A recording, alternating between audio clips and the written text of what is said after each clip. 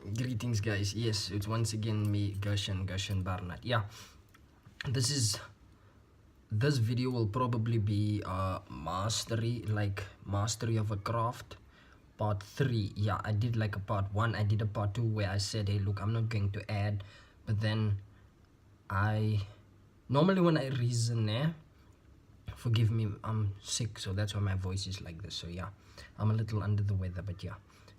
Normally when I make arguments, I don't think people actually take the time to sit down and to think about what it is that I'm saying. Now, what do I mean by that? What I mean by that is there's a reason why I am actually recording these videos or these ways of thinking or ideas or whatever you want to call them, so that I can also, interrogate them, watch them, study them to actually see the flaws in my thinking and hopefully improve on that. That's the main reason why I'm recording these videos. But anyways, so mastery of a craft part 3. This is the thing, I made a statement. What the statement said was, hey, look, I'm not really pro mastering a craft. Let's say you want to become the best mathematician or the best engineer or the best whatever. I'm not for that. I'm not saying don't do that. If you want to do that, it's fine. By all means, go ahead, do that, no problem. However, my argument is, if someone, let's say if I were to have kids and they come to me and they're like, hey dad, I want to become a master in volleyball or tennis or whatever, I wouldn't say do that. However, what I would say is the following. I would say rather master a type of thinking that enables you to make the best possible decisions at any given point in time with whatever options you have at your disposal. That's what I would say you should master, because once you have done that, let me give you a typical example. Let's say you become the best programmer, but this is the thing, you don't know how to properly package and present your ideas in the workplace. It doesn't matter how good you are as a programmer. If you lack the communication skills, the leadership skills, or the whatever, your ideas, I wrote the article, and in the article I talk about the battle of ideas. Your ideas, they'll get smashed into the ground. That means you'll be a genius, but you'll be the genius that no one really cares about. The genius was like hidden there under the table. That's what I'm saying makes sense. I'm not saying don't become the best programmer. I'm just saying, hey, look, I don't see how that would benefit you. Well, I'm obviously, I'm not saying being the best in what you do is a bad thing. That's not what I'm saying. Obviously, I'm not stupid enough to go that far.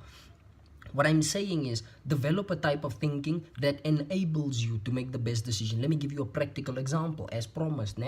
A practical example would be, let's say you are in a room full of people. However, 1 or 2 of the people you don't like. The type of thinking that I suggest you should master, it enables you to deal with those people. Deal with them accordingly. That means if they come at you, you'll know how to hit back.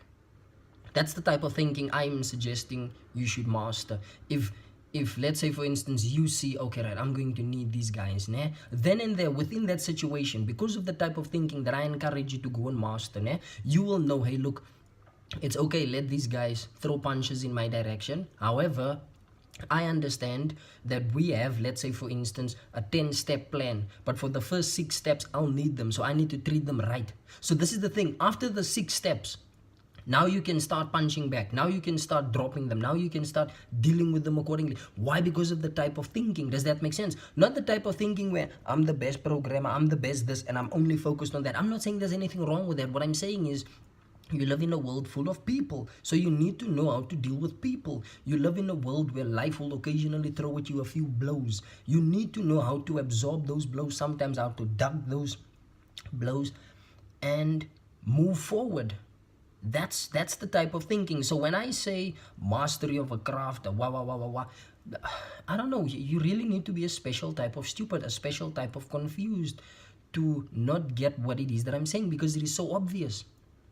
Like, let's say with me, for instance, I would love to be the best mathematics student or the best mathematician or whatever. I would love to do and be that. But the problem is, doing and being that is not going to help me to find the right girlfriend.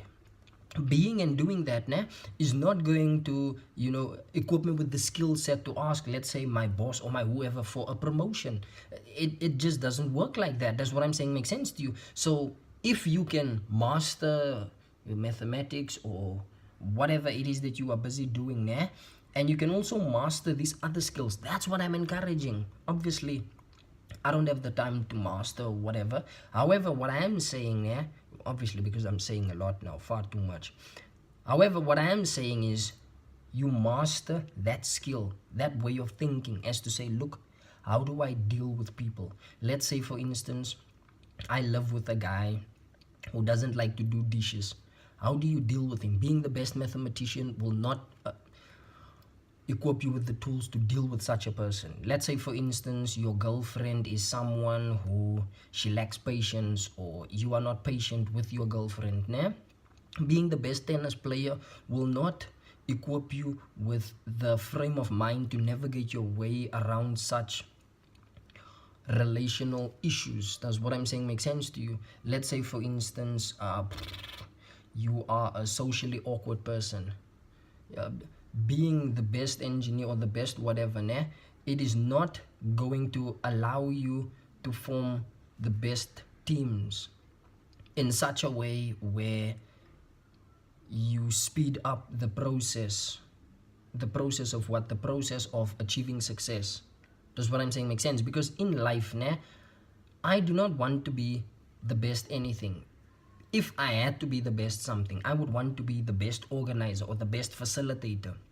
I would want to be the CEO of a company who works for his employees, where I go to my people in the marketing and I'm like, hey, are you guys still doing okay? Yes, we are still doing okay. Let me know if I can get you guys anything. That's the type of person that I would like to be. And that's the type of person where you need a way of thinking, where you need to be able to bring people together, people who would normally disagree, people who would normally not like each other or stuff like that.